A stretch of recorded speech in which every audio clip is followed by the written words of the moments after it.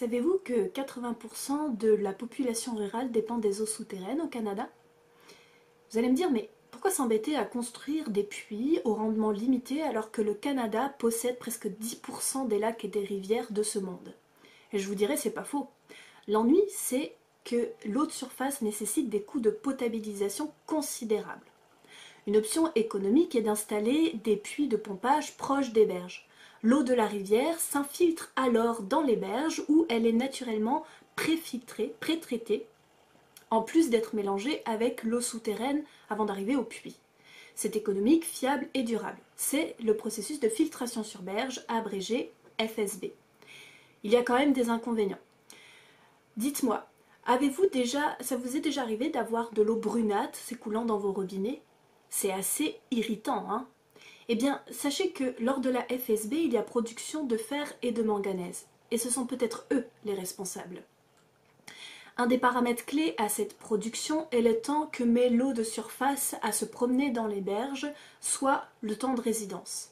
Mon objectif est de relier l'évolution des taux de manganèse avec l'évolution de ces temps de résidence. Pour cela, je vais utiliser des chronomètres naturels qui vont me donner l'âge de l'eau. Mais l'étape au préalable va être de connaître les spécificités de mon site et notamment les taux de mélange pour aller isoler la partie de l'eau qui provient de l'eau de surface. C'est ainsi qu'avec mon matériel d'échantillonnage, sur ma luge ou mon chariot, dépendamment du temps, je vais prélever différents types d'eau à chaque mois sur un site de FSB. Je les fais analyser pour détailler la signature chimique et isotopique de l'eau souterraine. Et là, le jeu commence. J'enfile ma casquette de détective à la recherche d'indices pour révéler les taux de mélange et les temps de séjour de l'eau dans la berge.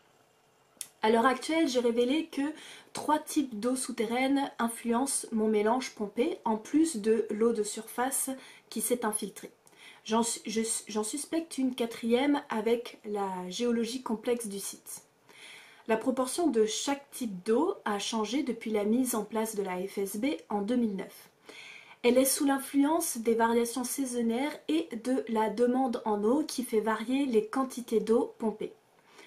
Le travail que je mène a un impact fort pour la municipalité partenaire, puisqu'à terme, nous espérons pouvoir utiliser les processus naturels présents dans les berges pour anticiper et limiter les arrivées de manganèse.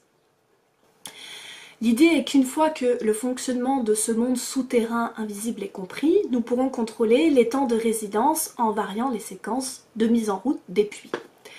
Alors, la prochaine fois que l'eau brunâtre survient dans vos robinets, ayez une petite pensée pour les gens qui essaient de parler leur langage.